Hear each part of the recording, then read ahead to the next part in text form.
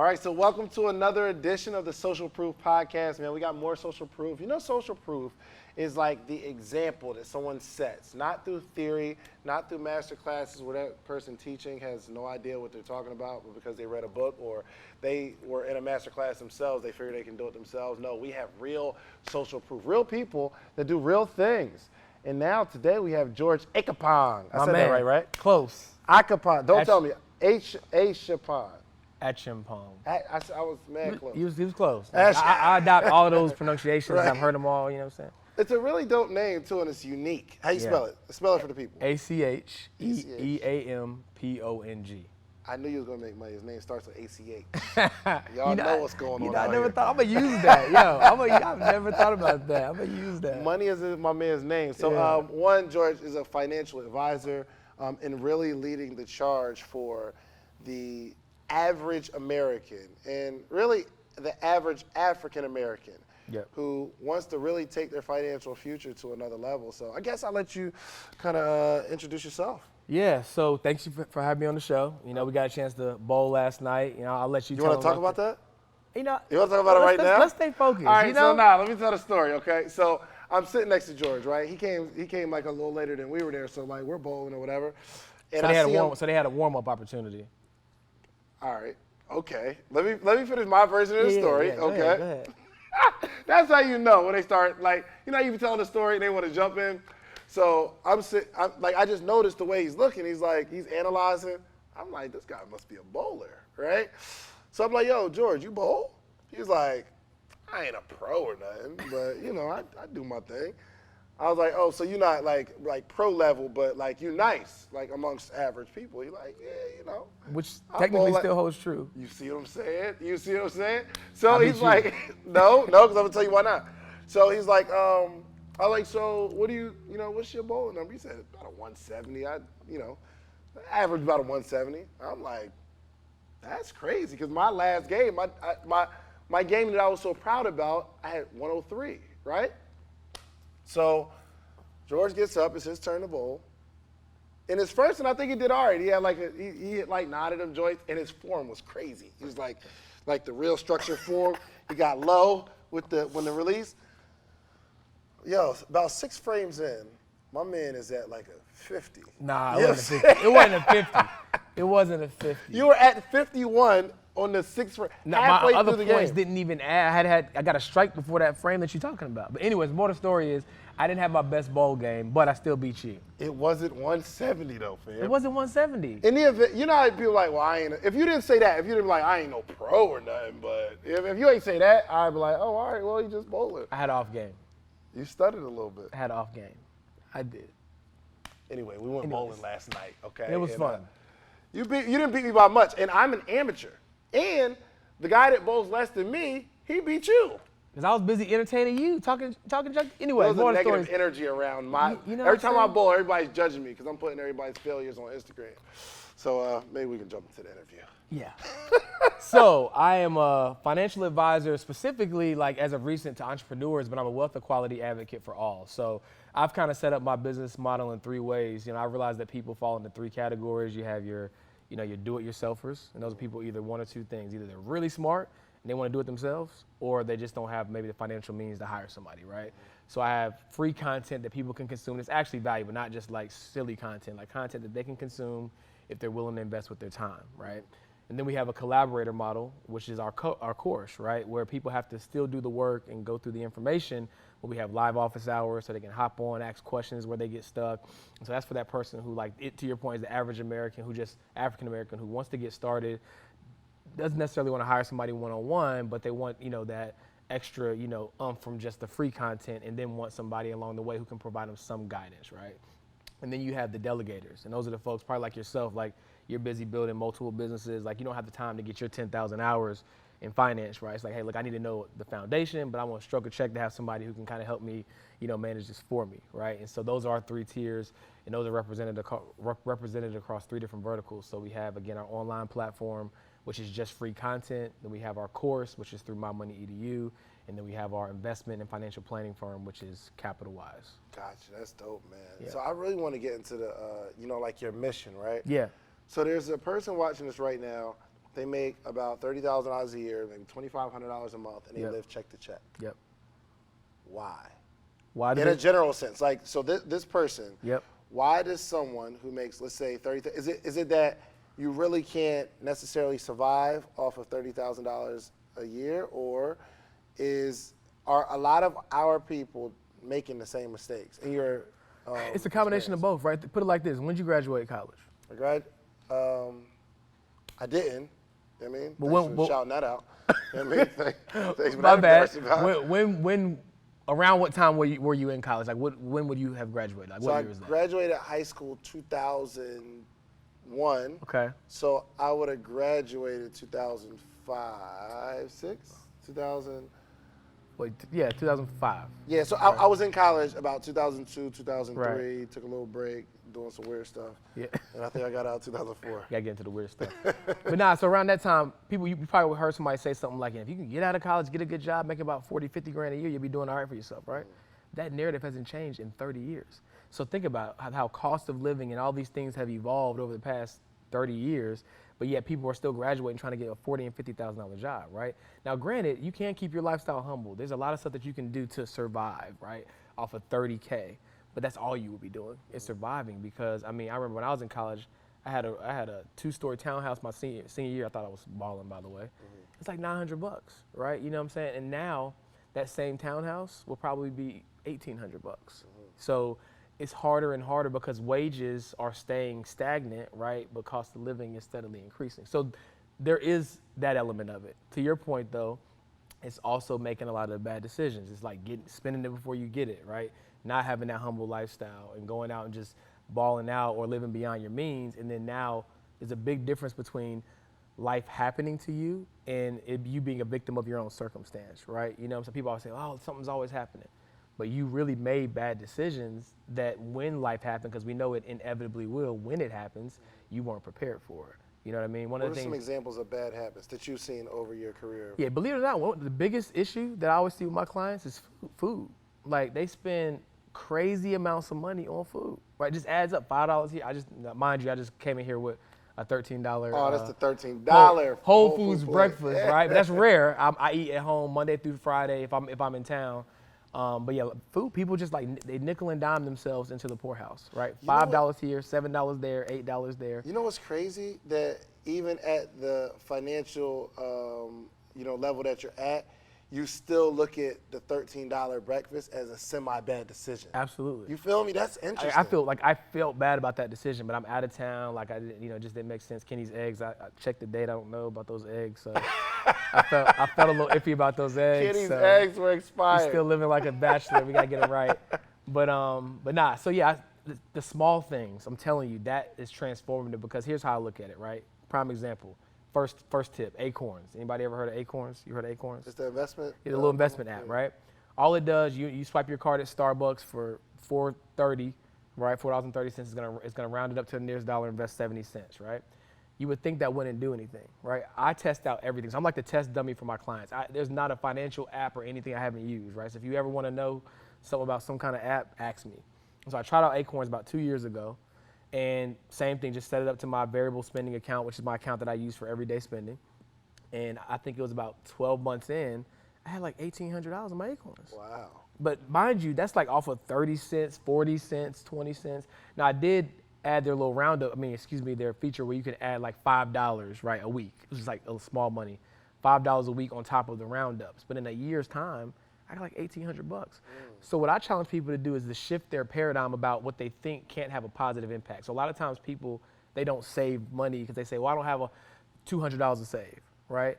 But they do have that 70 cents here, $1 there to save, and it will add up the same way that your transactions add up for bad spending decisions. The same way you look at your bank account, man, how did I spend $600 on food this month? The same thing can happen for your saving and your investing goals if you just start small. But nobody thinks that the small decisions will have an impact, yet they do the exact same thing when it comes to buying food or buying whatever else, right? Those small decisions have an impact. It's Newton's third law of motion. Every action has an opposite but equal reaction, at the end of the day. And I feel like if people just were consistent with making small positive actions, it will add up to the thing that they're trying to chase. Wow, right? That's deep. It's so simple, but a really profound concept because you really think about it, we do spend a lot of money on food, man. Right? Food is the first one. Food is the first one. What's the next, you think?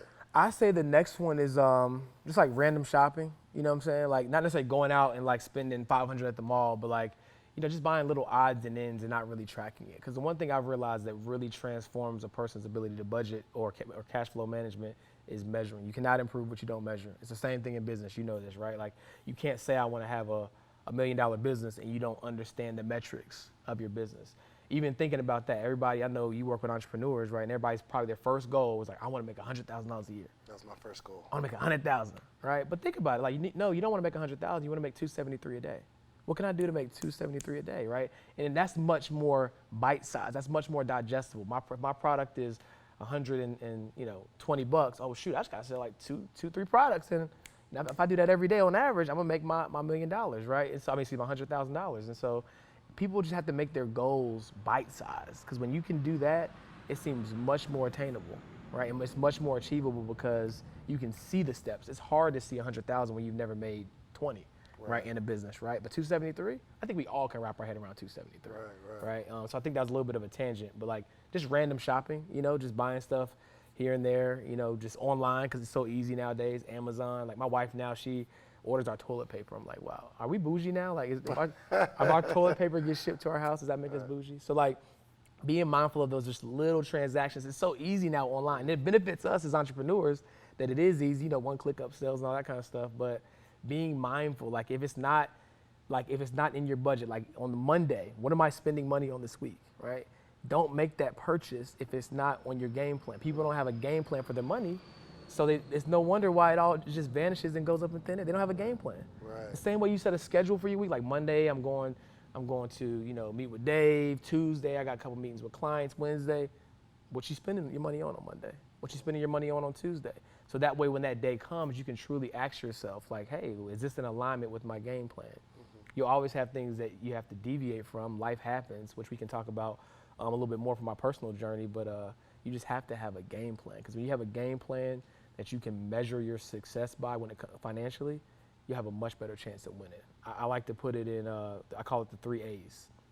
Articulate, align, accomplish, right? Articulate, align, accomplish. Yep.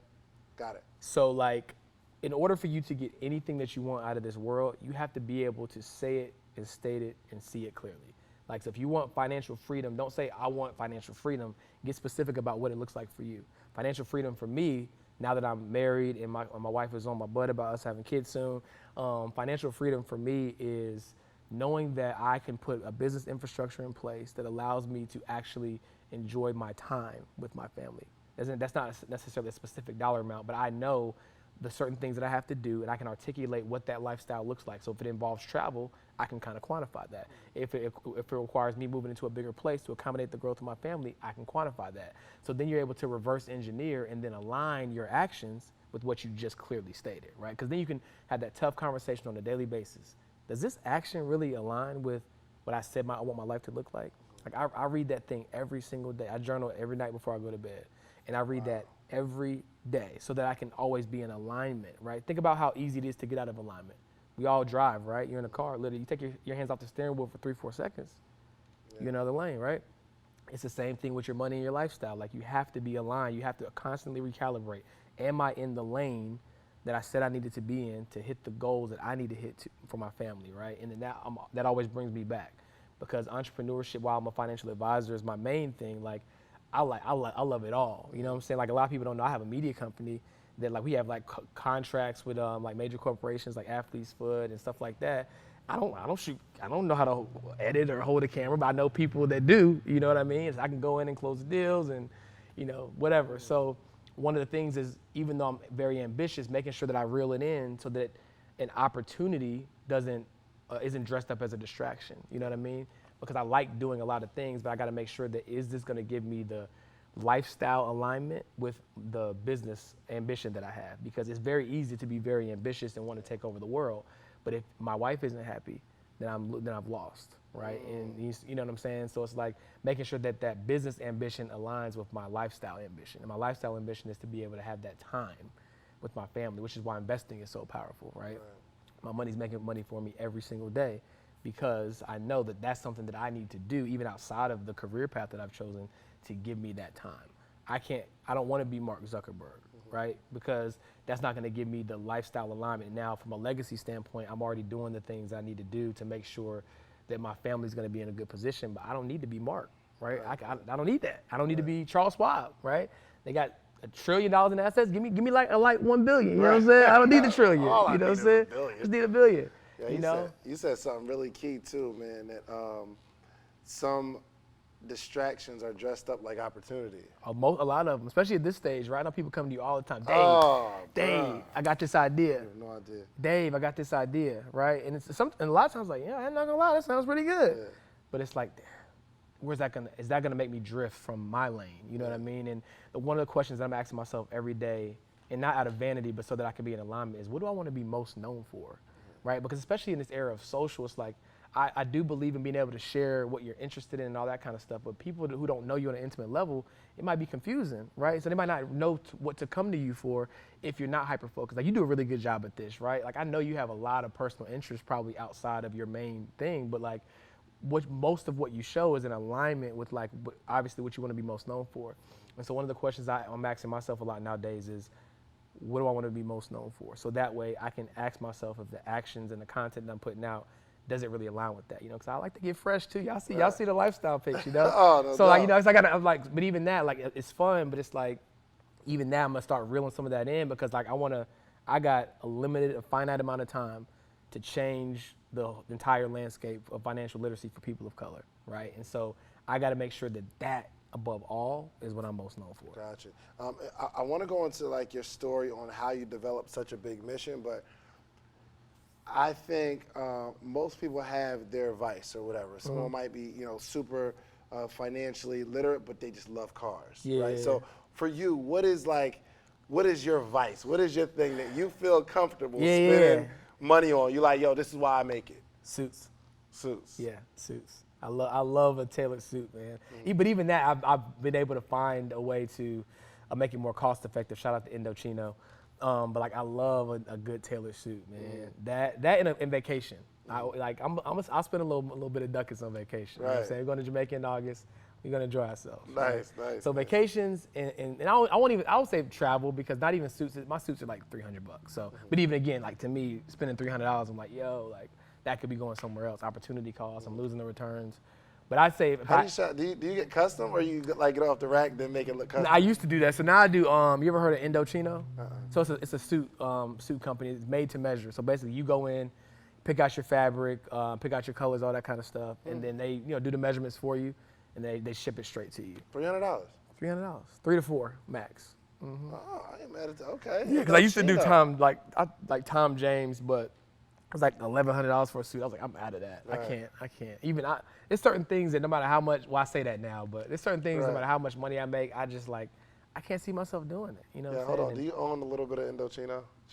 I don't. I'm working on it. Earlier, it's like, yo, shout out Indochino. I'm like, yo, is that a plug? Nah, not this company. But yeah, so I would say travel probably is the one thing I'm like, yeah, I'm going to spend some money on. Gotcha. Yeah. And I guess it's okay to have certain things that like really make you happy, because if you're like workhorse, like I work, make money, save it all, work, make money, that process really never stops. Never stops. You know what I'm saying? Like, you'll just have a whole bunch of money and you'll be so afraid. I don't get into it anymore, but I used to buy a lot of Jordans. Yeah.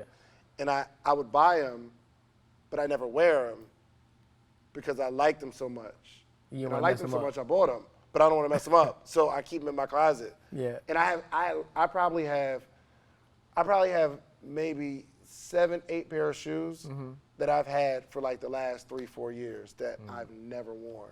I haven't even looked at them because I like them so much. You know what I mean? And that just, I'm almost bound by the thing that I like. It's almost, it's crazy. I get what you're saying now. I get what you're saying now. You can't even enjoy it. I know exactly what you mean. I want to get into your story on how you got on this financial journey. Like, did you come from money? Did you? How'd that work out? Yeah, I'm gonna give y'all the full rundown. And so I guess if I rewind a little bit to when I was a really young kid, I think we talked about it a little bit before we was on the podcast. Like, My dad was somewhat in my life, but he was in Ghana. My parents separated, so he wasn't here because he moved back after they separated. And so my mom was basically, for the most part, single parent. And so the hustle. My story's not unique in that regard, but single mom doing the best she could. And so I remember one Christmas, I was feeling good. I was like, yeah, I think I can get my grades is right. I'm doing the right things at home, doing my chores. So it was like February. I was like, Mom, I need a PlayStation. I want a PlayStation this year. She never said no. She's like, okay, all right, we'll see. Right. Because even as a parent, she's probably thinking, that's a lot of time. I might be able to make something happen, right? And you thinking, I'm she's just keeping it low. Yeah. She ain't trying to get too hyped. Exactly. I feel you, Mom. I feel you. And so I kept like just subtle reminders, like, we still good for the PlayStation? You know what I'm saying? And so little drip campaign. Exactly. Right. Since a young man. Exactly. And so then it was like December, right? Christmas time. Gifts starting to roll around the tree. Wasn't a lot of gifts, but I saw one, it's kind of shaped the right way. I'm like, yo, that might be it. That might be it. And my mom was pretty early with the Christmas tree, and she keeps it up to like the middle of January. And so, we're getting close. I'm like, yo, she did it. She got the PlayStation. So I remember like it was yesterday. I woke up super early on Christmas, and I opened the box, and it was a box of tube socks. The tube socks with like the little lines at the top. You know what I'm saying? Not even really the cool ones, but like the ones, it was tube socks. I was hurt. And back then you can't wrap your head around the fact that, she's struggling financially and she would have got it if she could. I'm just like, why didn't I get the PlayStation? Like, I asked for it all year long. And so at that point, something clicked for me. I was like, there's a reason why this happened. And I'm guessing this has to do with money or finances. And so at that point, I just started to learn money. Like I started doing more chores, from like cutting grass, doing anything I could do to get money. And then I wouldn't spend it. I was like, obviously, if you don't have it, then you can't. This is elementary school, right? If you don't have it, you can't get what you want. It was my mindset. And so I was very, very frugal in my early years of learning about money. And fast forward to high school, I got my first job. Well, my second job. First job didn't last long. That's another story. Harris Teeter, give you the short version. I was at Harris Teeter.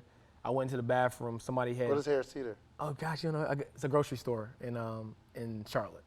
Bro, you know what Harris Teeter is? Y'all know? What? It's only in Charlotte. Don't look at me What? crazy. You know what I'm saying? There's one in the whole world. No, there's not. Right? You never heard of Harris Teeter? There's plenty of Harris. No one knows what Harris Teeter is. It's bro. like a Kroger. Is that better for you? Publix, whatever. Okay, cool. The grocery store. The grocery store. And so I was working as like I'm not in the know. Go ahead. I thought it was everywhere. And so I was working there part-time, like a bagger / everything. I went to the bathroom and somebody had an accident. Let's just say that. Somebody had an accident. So I walk out to the customer service desk. I was like, yo, somebody has some issues in the bathroom. Y'all might want to find a janitor so they can clean it up. They looked at each other and started laughing. Somebody came from behind the counter with a mop bucket and handed it to me. I was like, you want me to go find the janitor? Like, where is he? Is he in the back of the store? It's like, nah, that's part of your job. I said, no, it's not. And so I literally walked out on the spot. Yeah. And I think, that's another story for another day, but I've had a couple of situations like that which led me to realize I need to be an entrepreneur. But anyways, so I had a job at Lazy Boy. It was my second job, working in the warehouse, with the furniture. And I was making like $6.25 an hour. Back then, I didn't have no bills. That $6.25 an hour was hitting. I got like $128 every 2 weeks. And enough to get fresh? Enough to get fresh. There's a TJ Maxx right next door. So I would go get fresh. Back then I was wearing Jabot pants with the straps, size like 36 38 for no reason. And then so 1 week I would get the outfit, and then the next week I would get the shoes. So back then my shoes were like Huaraches, Forces, whatever. And but because I finally had money to be able to spend on what I wanted, I would spend everything. Because I was like, you know what I'm saying? I want what I want. So I went from being super frugal to like, I got it and I'm gonna spend every penny. I'm still living at home, I'm in high school, right? My mom can still give me lunch money. So I remember like doing that for about 2 months. And then one Monday morning, I asked my mom for lunch money. And she's like, didn't you just get paid? And I was like, yeah, but it's kind of what I got you for, you know what I'm saying? So I went to school without lunch money that day.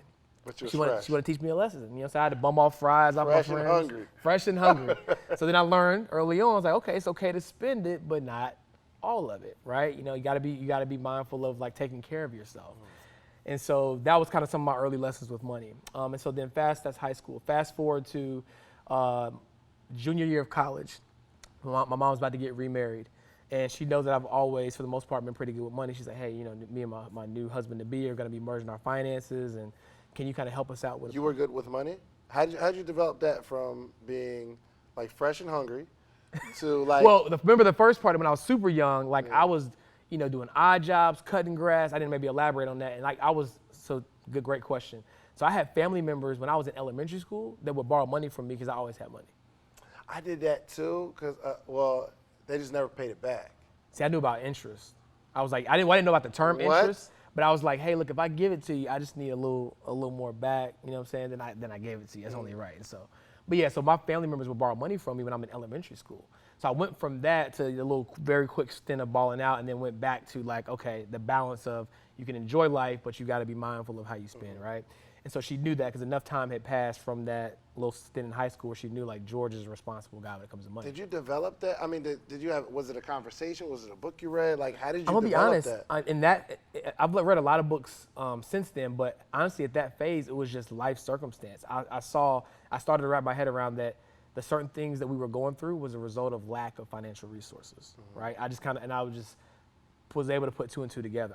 Early on, there wasn't any formal training, a book or a mentor. It just made sense to me. It was like, all right, we wanted this, we couldn't do it. There was a reason why we couldn't do it.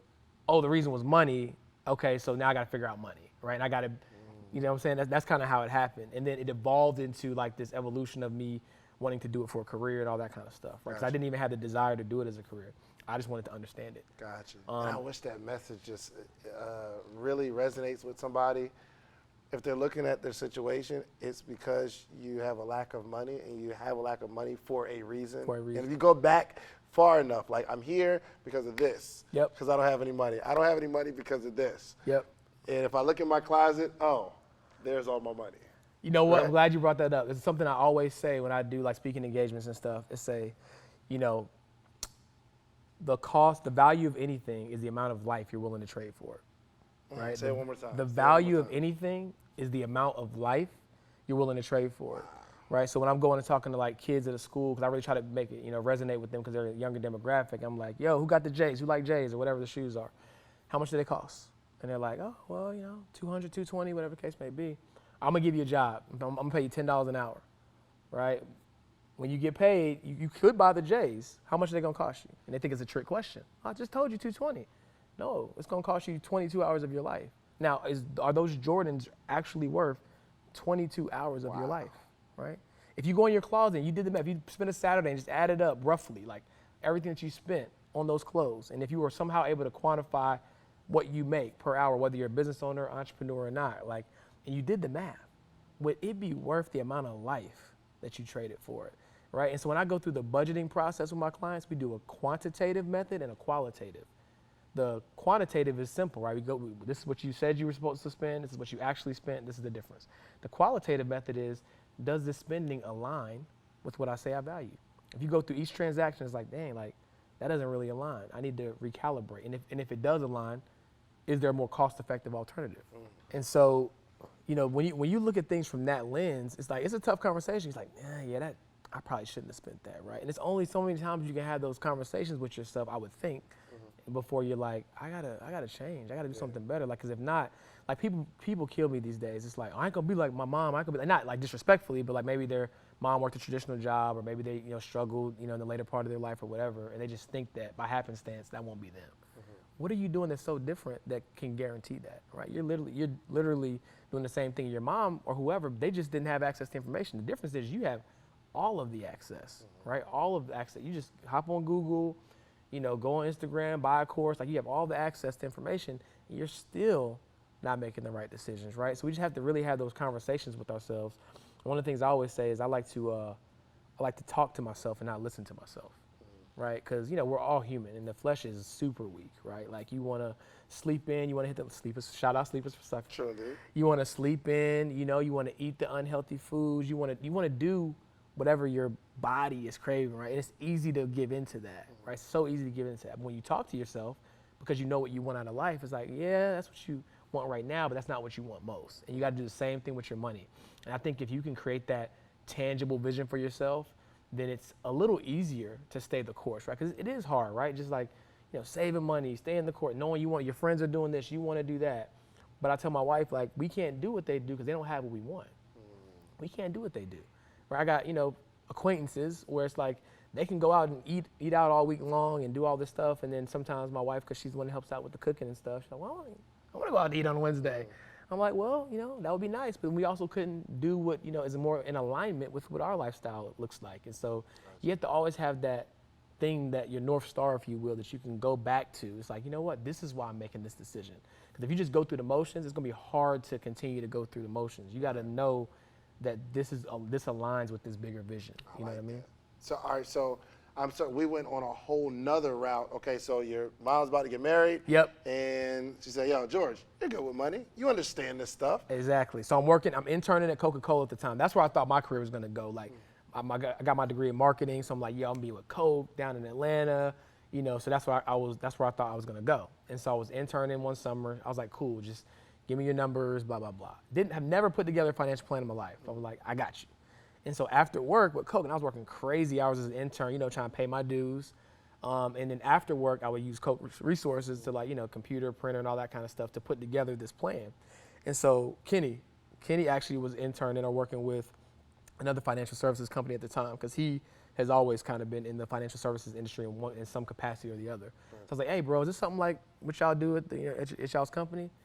He looked through, he's like, honestly, this is better than what we do. He's like, he said, you need to come and do what we do. He's like, this is better than what we do. And he's working for a pretty top tier, or at least interning from a pretty top tier company. I'm like, huh. But even at that moment, I'm like, this is what I wanted to do. I just wanted to get good at money so I could help, my family, help myself. But I didn't want to do it as a career. And so I put together that plan for her, and then it worked. Her and my stepdad are still thriving.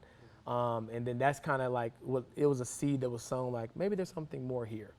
And then I got kind of thrusted into it because, like I said, I graduated in 2009, and the economy was terrible at the time. And so the job that I was supposed to have with Coke, they did away with the whole department.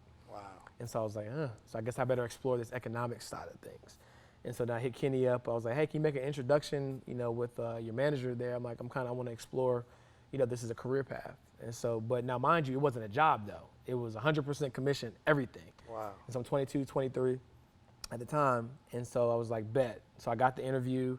In hindsight being 2020, the interview process was way too involved for me not to be getting no kind of salary. Like they set it up really good. I felt like they was doing me a favor. Right. So 3 interviews, got the job, which was not a job, and started out in this industry. And so because I had Kenny and a couple of other people, I was able to kind of use some of that guidance to have a jump start so I could overcome some of the hurdles that they had to overcome. Mm-hmm. So I had a really good start, arguably I had a really good start in the industry. But again, it was not a job. So in entrepreneurship, you got to keep your highs low and your lows high. So I remember I had 1 month, you got to, keep putting it in perspective. Explain that though, keep your highs low and your lows high. Yeah, so in entrepreneurship, you're not going to make a set amount of money every single month, which could be a good thing, right? Because that means your earning potential is uncapped. But also that means you can have a very rough month, right? And so if you make, let's just say 10 grand 1 month, do not spend like you made 10 grand that month, because it's not a guarantee that you're gonna make 10 grand the next month, right? And so on top of that, my start in financial services was also like in the insurance industry. So my income was predicated upon somebody getting approved from a health perspective. So I'm counting money because I closed the deal. But even once you close the deal, if they don't get approved from a health perspective, or it takes longer, then your money's tied up or you might not get it. Right. And so, I remember like getting a really big commission check. I'm still young, like a couple years post-college, not even a couple years. I had to go to a bank to cash it because who the company like banked with, like you had to go there for whatever reason to cash your check.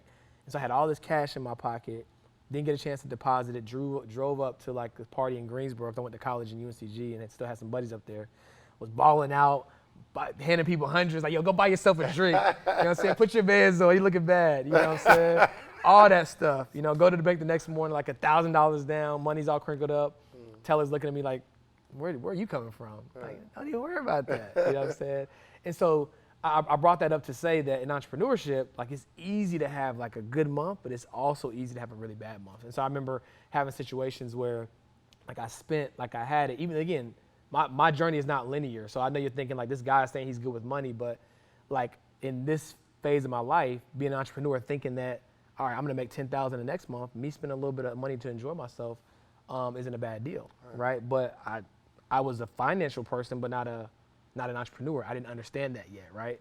I was just trying to learn how to be a better financial advisor. So I learned very quickly that you got to keep your highs low and your lows high. And so just to, I guess, reiterate that, it means when you make a decent amount of money as an entrepreneur, make sure that you still keep yourself on like a salary, just like you would if you were at a job, right?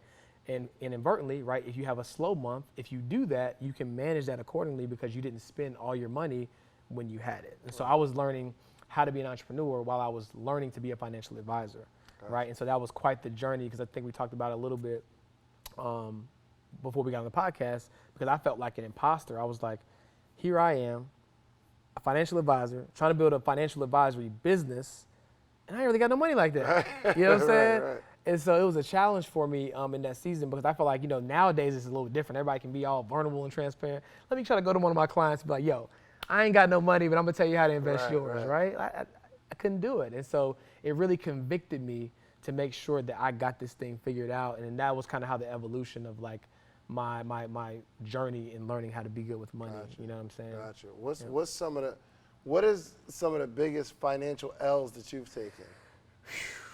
Man, so like, something that hit you hard, like, bruh, oh my gosh. Murphy's Law, what can happen will happen. So remember I told y'all I started out in the insurance side of financial services. One of the things with insurance is like you have these things called advances and chargebacks, right? And so a person pays their insurance premium, like their first premium, but you'll get the commission for the entire year. Right. So I had this one deal, business owner dude, I closed, I think I got like $18,000 and I was like 24, right? 18, a light rich. 18. I'm feeling good, right? And of course, again, that was in the early days, so I didn't think that, maybe I should make sure that I have this money on hand incrementally so that if he does fall off, I still can, absorb the blow. So it was one time when business was slow, again, ebbs and flows, business was slow. Then my guy charged back on me, I don't want this policy anymore. So he stopped paying, I think it was only like 4 months in. And so I owed the difference of what I had earned in commission back to the company, right? Which so had to be what, about $8,000 at least, something like that. right? Yeah. And so business was already slow. Now I had this charge back, and I'm like, how am I gonna pay my rent? I'm like, anything that I do have coming through is gonna be small, and it's gonna get eaten up because the way it works is not like you have the luxury of writing the check back to them when you can. Right. As other money's coming in, if it comes so in. If you're negative 8,000, just you put in a sale where you're supposed to get 1,000, that just means you're negative 7,000. Exactly. Yeah. So I was deep in the hole, right? Trying to figure out how I was gonna pay my rent, and that was probably one of the biggest L's because again, on top of me having that chargeback, business was super slow. So I had really no money in savings. I'm trying to figure out how I make things work. At this time, I had no other side hustles. This was the only thing I was doing, and so I thought about quitting. Wow. I thought about quitting several times, like going to get a job. I'm just like, this ain't it. This ain't it, man, because I couldn't see a way out. Then I was able to zoom out for a second, and I was like, all right, if I can just not figure out what's gonna happen next year or the end of the year, if I could just get past this moment. So I put all my energy into what can I do to get past this. So I was able to broker a deal with the firm I was working with and say, hey, look, y'all know I'm good for it, because I was a top performer. This was just a bad little season. I was like, y'all know I'm good for it. You know what I'm saying? So when these little commission checks come in, I need that, right? Yeah. So they let me get it. I was able to pay my rent, and then over the course, I think 90 days, I was able to pay back the $8,000. But I thought that was gonna put me out the business at the time. Wow. I was like, it's an $8,000 L, had no other way to make money, and I just didn't see a way out. Wow. Yeah. But, right, what was your very first savings goal? Do you remember, like, I just want to see it there, or do you save still? Yeah, I still save, but, well, not really. I just make sure I have at least 6 to 7 months of my actual living expenses. Then the rest of my money is operating capital for the business, and the rest of my money is invested in various areas. Gotcha. But my first savings goal, to answer your question, when I would say like 10K. I was like, if I could see that 5 figures there, I would feel pretty comfortable. That was my first savings goal. Gotcha. Do you have a savings goal now? Like, what is your big, like, I would accomplish it if I had this amount of money, liquid, cash, not investments, nothing like that. You know what? It's just something about that $1 million number, just chilling in the bank, on ice. It's just something about that, right? Like, now, granted, I probably want to go ahead and move it in the market pretty quickly, but like, just seeing that would just make me feel really good. So I'm not gonna lie, I still want that to happen. So I went to a school and I was talking to the kids and I said, if I gave you $500 right now, what would you do with it, right? Yeah. You can imagine the answers, I ain't gonna lie, I go get an outfit, I put some of it away. And some, because they think that's the right answer, is I'll save it. And my question is, for what? Right. Like, do you just have it sit there? So let's kind of talk about savings Yeah. strategy. Yep. What is your philosophy on saving money? Got you. Like just saving, putting it there. Right. So my philosophy is you need to have at least 3 to 6 months of your living expenses liquid, right? Just sitting there because you need to be able to access them when anything happens. However, to your point, you need to be very intentional about how you save, right? So I break up my accounts in like 5 ways, right? So, and some of this is not all savings. I just want to break it up so it makes sense for you guys. One account is variable spending, right? And I only put the amount of money, again, intentionally, that I want to spend on things that vary. So food, gas, entertainment, whatever. It's like the new age envelope system, right? I'm only putting that exact amount. So that way, it's almost impossible for me to overspend, and I have to stay more engaged. Then I have my emergency reserves, and that's for like the non-revolving like stuff that can come up, like doctor bills, insurance deductibles, or just something you can't plan for, right? Just knowing that something's gonna come up, but you don't know like what it is or how much it's gonna cost, I allocate a portion of my money for that, right? Then I have my major expenses. So like if I know in 2019 I'm going on 2 international trips, I know that we're getting a new house or whatever those things are. Again, at the beginning of the year, I'm setting those intentions. That way I know how much I need to allocate for that. Right. The other thing that tells you is it actually tells you what you can do. Because some people are like, I'm going to Egypt this year. Well, what money? Right, you're gonna be robbing Peter to pay Paul to do it, right? So then that way when you can look at the year, it's like you can actually be realistic with what you should be doing versus what are just your heart's desires, right? So my major expenses.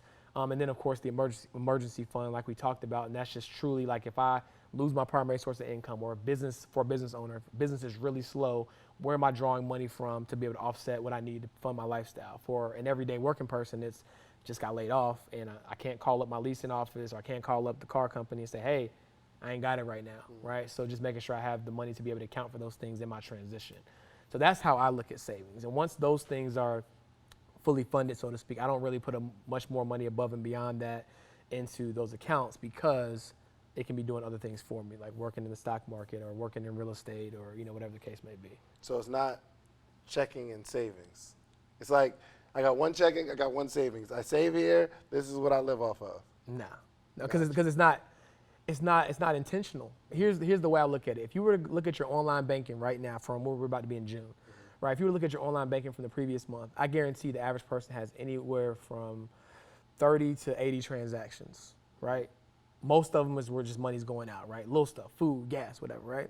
So you're psychologically conditioned to think that's how money works. It comes in, it has to go out, right? So what I do is I try to play on how your mind already functions. If we can set up all these different accounts where you start to get trained that money also goes out for my peace of mind, whatever you decide to nickname your account, because I make my clients nickname their accounts.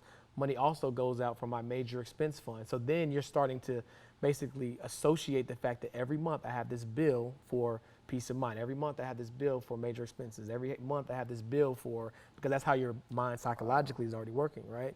And so if I can leverage that to your benefit, people tend to have more success. Like I have clients from 5-6 years ago who have adopted that and it works tremendously. Even down to the point of nicknaming the account something that will be harder for you to withdraw from. Like, who wants to take from their peace of mind?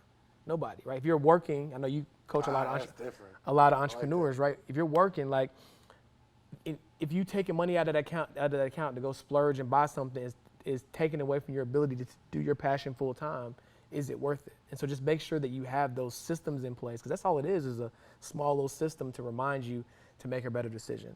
I don't over-romanticize the concept of a system. A system is anything that you put in place that increases the probability of your success. If you are one of those people, I saw that meme, how long does it take you to fold your clothes? It was like 5 to 7 business days. Right. If you're one of those people, as soon as they get out the dryer, dump them on the bed, right?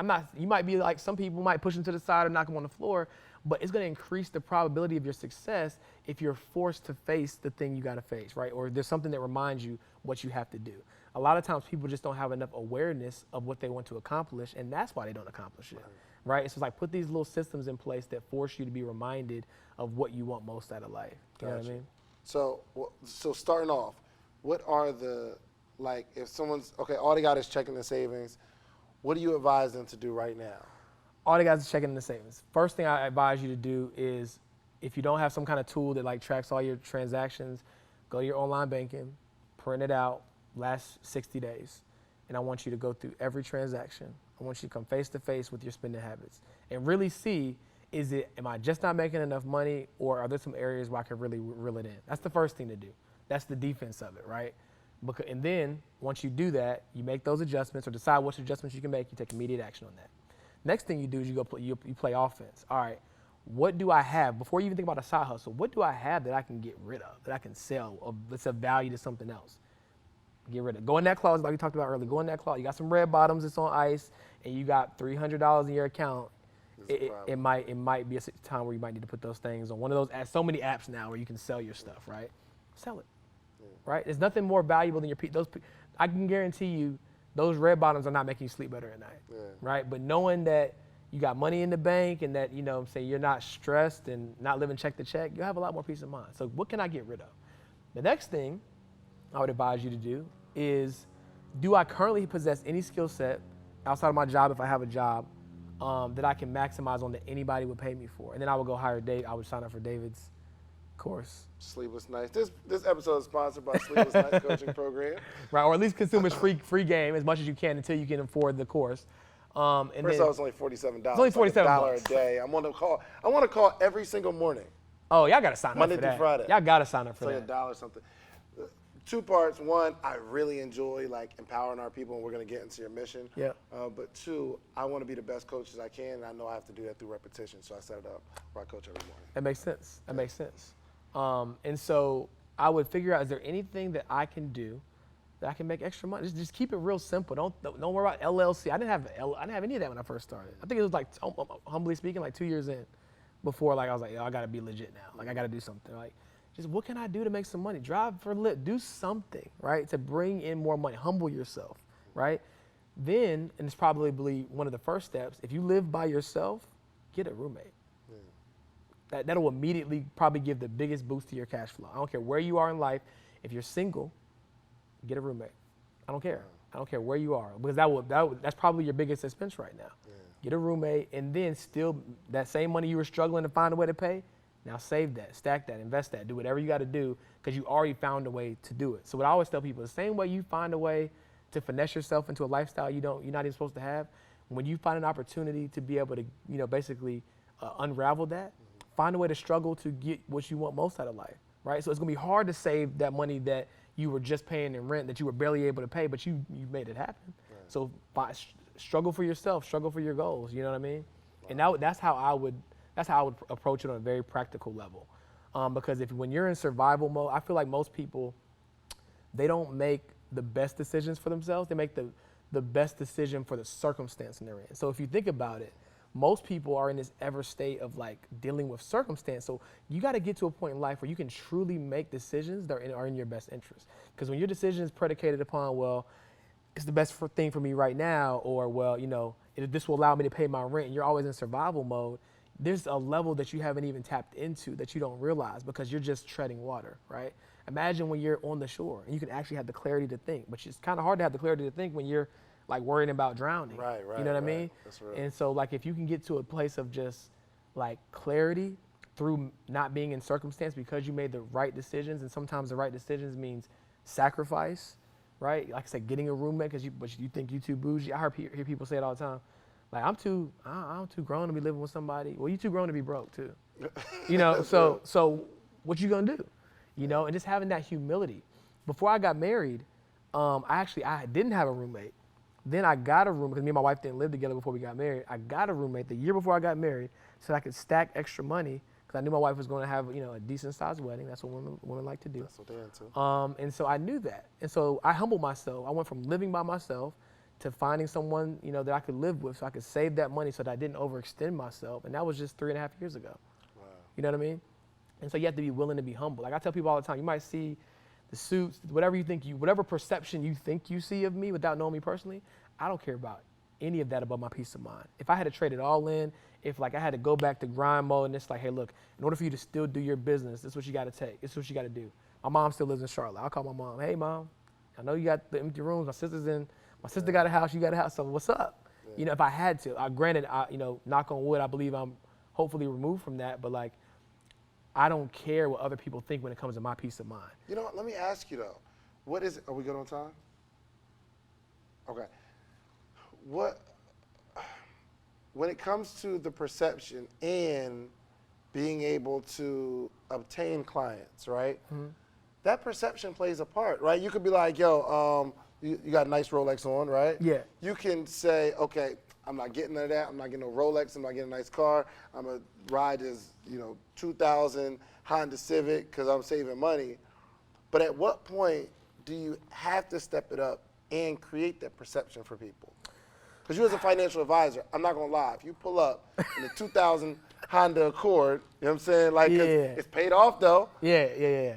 I don't know if I feel comfortable investing my money with you. Right. Well, the thing is, I think it's about staying true to yourself, because we live in this era where, like, you have a platform and you can truly attract the people. Like, you don't dress up a lot, right? Like, you are you, right? And that doesn't negate you from being able to do what you do. So in my industry, I'm a financial advisor, so there's maybe a different set of perception to it, but some of my stuff is loud. Financial advising is a conservative industry, right? And so for me, I think, for me, I don't have to do that. My joint's $47. You know what I mean? Like, man, take this T-shirt. Nah, true. So for me, it's really about, like, if I can't demonstrate through my actions and my content that, like, this is what I'm about, and on top of that, like, and just to go on a quick tangent, I don't believe in, like, the scarcity mindset in terms of, like, oh, I gotta, like, to your point, I gotta, like, save every penny so that I can be super frugal. I think that you have to just have lifestyle alignment with what matters to you. And I think people can feel and sense that, right? And it's like, okay, well, if for him, maybe he doesn't drive the fanciest car, but them trips be lit though. Yeah. You know what I'm saying? And then that's the people I'm gonna attract. Like, I want my clients to be people who I can also invite to my cookout. You know what I mean? And so I feel like through my actions, through my content, like, that is gonna tell enough of a story, regardless of what it is. So to your point, I don't have a car. I bought my wife a new car last year, but I sold my BMW coupe because my office is 2 minutes away from my house, right? If my clients feel some kind of way about that, then they're not my clients. Right. And so I think now more than ever, we're in an era where you can showcase and highlight who you truly are, and that will allow you to attract the people that rock with you. And I think that's transferable to any industry. I don't think it was always the case. I think 7 years ago, to your point, like, there's a certain element of packaging it together, and I felt that, which is why me being an entrepreneur in the financial advising space, it was like, man, it was hard to, like, be trying to build up my thing while I don't really have it. But now I have the ability to really just be myself, and I can attract the people who resonate with that. You know what I mean? I think does it play any part though? Like, do you consider, I think this wife will attract a certain type of person? I don't. Anything I buy or do is for me. 110%. I bought the BMW when I wanted it for me. I sold it because I didn't need it anymore. Everything I do is for me. And I think that is the beauty of true entrepreneurship. Yeah. It's like, make sure that whatever your industry is, that you can be you. You know what I mean? Like, I had to leave that firm that I was with because I wouldn't ultimately be able to be me. Melanin Money wouldn't exist, which we'll probably get into. Like, I wanted to make sure that I could be me. And I think whatever the industry is, like, you have to just find a way to articulate that in your own right. And there's 7 billion people in the world. You don't need all of them, right? You'll attract enough people that can see you for you, and it resonates and rocks with them. Because there's some people might look at what I do, like, might look at some of my suits and stuff like that. They might think I'm spending their money, right? You know what I'm saying? They might think, well, they looking a little too fresh. You know what I'm saying? So, like, for me, it's like, just be you. And I know that sounds cliche and so simple, but, like, if you can't be you, then it's not sustainable. Yeah. Because putting on a front is exhausting. There's no future in fronting. Like, It's exhausting. I don't care. And if you're a really perceptive person, like, I know you're probably perceptive too. Like, even the funny thing about social media is, even what you show somebody something, even what you think you're showing me, I can still see through it. Yeah. You see what I'm saying? And so it's like, I don't get into that. Like, I just do me, and whoever I attract, I attract, and whoever I don't, I don't. I obviously do believe in a level of intentionality about what you present and how you showcase it, because of attention spans and people not knowing all the nuances of you. So I do agree there. But in terms of it being from a perception standpoint, doing it for what I think it might attract, I don't really get into that. Gotcha. Anything I do is for me. Gotcha. So I definitely want to get into Melanin Money, because I really love what you're doing and the mission behind it. And I think that's why you got so many people, like, really rallying for it, because you have a strong message. So share with us what the Melanin Money is. Yeah. So Melanin Money is a mission to help 100,000 people of color invest their first or next $1,000 in the stock market, which will effectively create $100 million of new wealth in the African American community. And so where this came from, to give you the quick backstory, is again another sleep is for suckers moment. So a lot of people don't know this, but they probably know now if they follow me on social media. But in 2015, the year I got married, I had got diagnosed with this benign tumor that was in my ninth vertebrae in my spine. And so I had this extensive surgery. They had to remove it. Had to get metal rods and screws replaced where that part of my spine used to be. Had to relearn how to walk for the first part of 2016. Crazy, right? And I couldn't sleep. Like, so when I was at home recovering, I couldn't sleep. And I had two choices. And in the beginning, I chose the first one. I was miserable and I was, sulking, why me, all that kind of stuff. Even though I was very personally developed, life really punched me in the mouth. At a time when I just got married, my wife had to buy into her vows very early on. You know what I mean?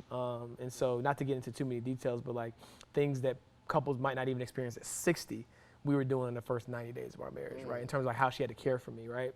And in that season, I couldn't sleep. I was in so much pain, and I literally couldn't lie flat because of my surgery. So I was in a recliner in the living room, just kind of looking up at the ceiling.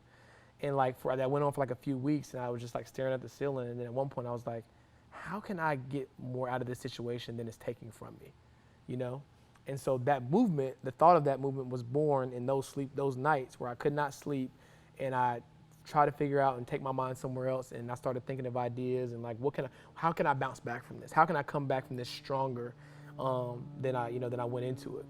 And so that's where this movement was born. So I started brainstorming, all right, what's this gonna look like? How am I gonna do it? And so I thought of the idea in 2016, and then I launched it in 2017. And the reason why I decided to do it is because being in this industry, there's not a lot of people that look like us. I think only 1% of advisors are CFPs, right? And now you have a lot of people who are financial educators who create content, CFP. Certified financial planners. Yeah. You have a lot of people who create content and or maybe had an experience where they personally paid off a lot of debt and they're sharing with you how to do it.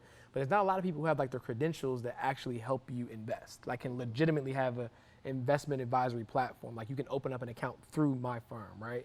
And so I knew that I could bridge the gap between the middle-aged white man who nobody can resonate with, right, and the very practical financial educator who provides nuggets, but it's okay, well, what comes after that? What comes after I pay off my, credit card, right? What's next, right? And so I feel like I could bridge the gap of having that level of relatability, but having the expertise and credentials of the person that they felt like they didn't have access to. And so that's where Melanin Money became a sweet spot. And so on top of that, I was like, all right, well, how can I create attention and how can I market the movement? And I know nothing about apparel. And I was like, let me create some shirts. Right. You know what I'm saying? And that took on its own identity too, which was super cool. And I created some shirts, some little catchphrases. The most popular shirt is the 3B shirt, Black, Brilliant, Billionaire in the Making. It's a walking affirmation, but I created those shirts. I see that a lot too. A lot of people, it creates a lot of conversation. And the cool thing, what I love most is not seeing somebody with it, is the conversation that inherently comes from it. Yeah. And it's oh, well, this is what it's about and this is where it's from. And then they go back and it's okay, cool. Man, I can go invest some money. I thought I had to have $250,000 or 10K. No, you can get started for $1,000, right? Or $50 a month, whatever you got. And so I think it being practical and then having the credibility behind it was something that allowed it to kind of catch fire. And in all honesty, I haven't even done nearly enough in terms of really marketing and taking it to the next level. So I'm very thankful for the support that it's gotten in the past, year and a half, because there's so much more that we can do to expose it. Yeah. But I just really wanted to give people of color a tangible platform. It goes back to that. I want to make $100,000, but really you just need to make $273 a day. I want to show people you can start small and it will add up. And right. I think that stuck with people because I have people from my high school. You've been knowing I've been doing this for 8 years now. You just now want to invest with me? Why didn't you know? I thought I had to have.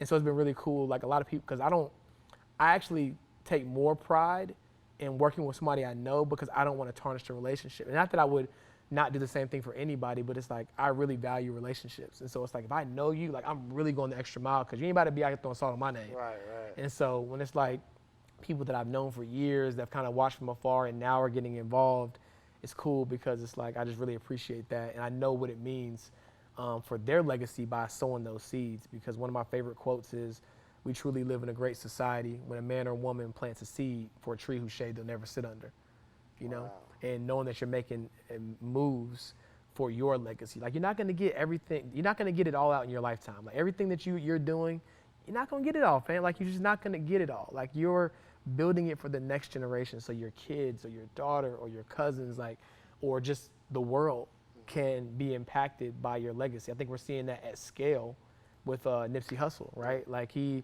probably in his wildest dreams, he probably had a very big vision, but in his wildest dreams, I bet he couldn't imagine just the outpour and engagement that he's getting after he's gone. And that's what legacy is about, right? It's like, what am I doing today that's going to outlive me? Yeah. You know, in almost everything that I try to, again, thinking about that alignment, I try to make sure that most of my actions align with that. Like, what is going to outlive me? And how big has it grown?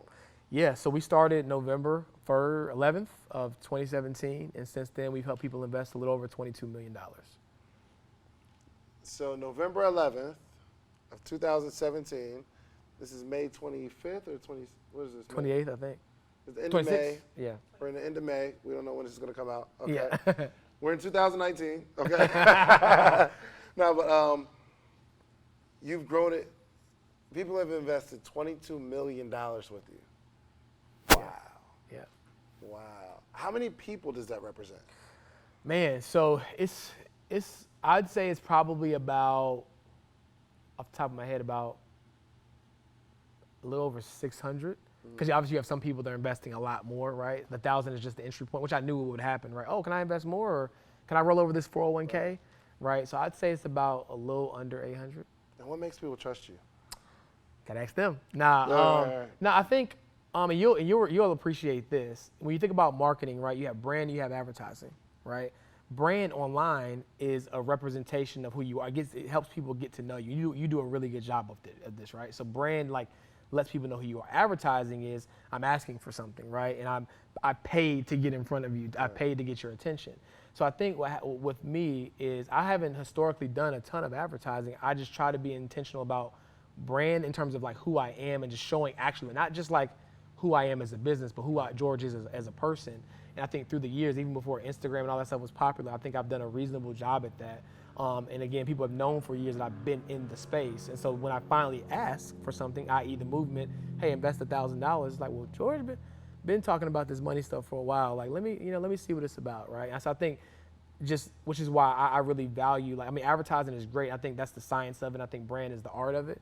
And so I focused a lot on the art in the beginning of just showing people who I really was, having conversations, doing the old school networking stuff, networking no-nos, get the book. Sure indeed. And so just doing a lot of that, sowing seeds over time, right? Like I've been in this industry for almost a decade now, you know, right after college. And so I think the culmination of all of that, online and offline, was a perfect storm of like, oh, well, I mean, shit, he's asking for $1,000, but I trust George, you know? Right.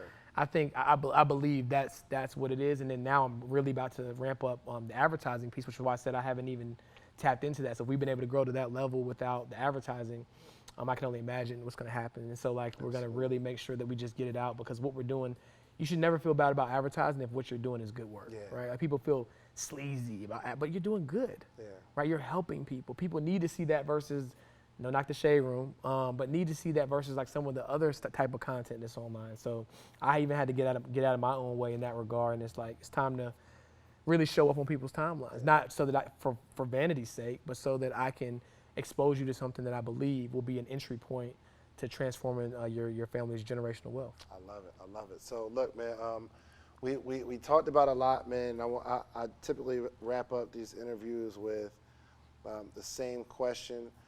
I want to, hear your prediction of the future, right? I want to predict the future, meaning I want you to share with us where you see yourself in the next 5 to 10 years. Mm-hmm. What can you say now on this podcast that if we go back 5 years, 5 years from today, we go back 5 years and say, oh my gosh, George said he was going to do it, and he did. Look, right? Yeah. So kind of share that with us. Like, where do you see yourself 5 years? All right. Within the 5-year mark, the Melanin Million movement will hit $100 million in assets invested among people of color. Within that 5-year mark, I will also host the largest minority-driven conference for finance. Right, we'll have some of the best and brightest financial speakers to really provide like that insight, that game that you need from all aspects, from the most practical to the really in-depth. So we'll have different tracks. I'll get David to give me the game on how to host the conference. So that's I really want to have you even already have the name for it. Right? Should I share the name? Nah, don't Yeah, share it. I'll hold off on the Hold it name. down. Yeah, hold it down. But yeah, so we'll have that conference, and at the conference, we're gonna have an investathon, right? An investathon, meaning that at the conference, we'll get people to invest collectively over $1 million at the conference. Wow. At the conference. Wow. So Ooh, we that's gotta gonna get happen within the next 5 years. And then other than that, I will put more effort into being an authority and more outwardly, because I feel like amongst the people who are in the space, they know, right? But outwardly known as the go-to or one of the go-to financial resources for if you're an entrepreneur and you need an advisor, or if you want to learn about how to build wealth. And just really like it's almost synonymous. Like when you think about building wealth, like my name has to come up in the top 5, you know? So all roads align to that for the next 5 years, just like really pumping out like that game. It's like, yo, like, you gotta know that guy. Wow, you know? This is so dope. Actually, when that sounds ill, the investathon. I can't wait for it to happen so that we can like play this back. We can play the tapes and say, yo, run the receipts. Run the receipts, man. You Social proof. So, George, please share with everybody, you know, how they can get in touch with you, how they can be involved in the Melanin movement. Yeah, absolutely. So on Instagram, I'm George Acheampong Jr., and that's Acheampong Jr. All of my links to, you know, the different things I got going on in the bio, so that's the best way to contact me. I'm not the bougie guy. You can DM me. I will respond, but you know, it has a little request feature, so it might not be in the same day, but if I see it, I will respond, so you can DM me. And let's work and let's build. As far as the movement is concerned, if you click the link in my bio or Melanin Money on Instagram, it'll take you to be able to open up an account. It's very simple. We partner with the #1 online investment advisory platform for that sake, so you literally can open up an account in probably 15 minutes, if that. So, you know, get started, get plugged in. If you got any questions about it, you know, the website outlines it pretty clearly. If I'm available, I'd love to take a call. But yeah, that's how you get plugged in. All right, cool. Appreciate you, man. Yo, listen, make sure you follow George. And not only just follow George, but really the things that he dropped in this podcast are necessary. What you need to do with your paycheck. Like, it's not just about checking and savings. I probably have, I got a lot of accounts. And it kind of came from one time one of my accounts got hacked. Yeah. And all my money was there. Right. And one of my advisors was like, yo, you never keep all your money in one account. Like, I mean, I had a checking and a checking. There was no, I had just one account. Like, that was it. That my checking was my savings. My savings was my checking. And I operated everything out of that. And that really kind of led me on a path where you can, you know, put money different places and accumulate wealth that way. Yep. So and I'm implementing some of the strategies that you just talked about. So I appreciate y'all. Yo, make sure y'all follow George, okay? And if you ever catch him in a bowling alley, okay, put it on the gram. I need to see, all right? You see that once? That's 170 is coming. I'm telling you, I had a rough game. Okay, that was the 5-year prediction, okay? One day, I'll be able to hit a 170 in bowling. Yo, I appreciate you, George. My God. Peace.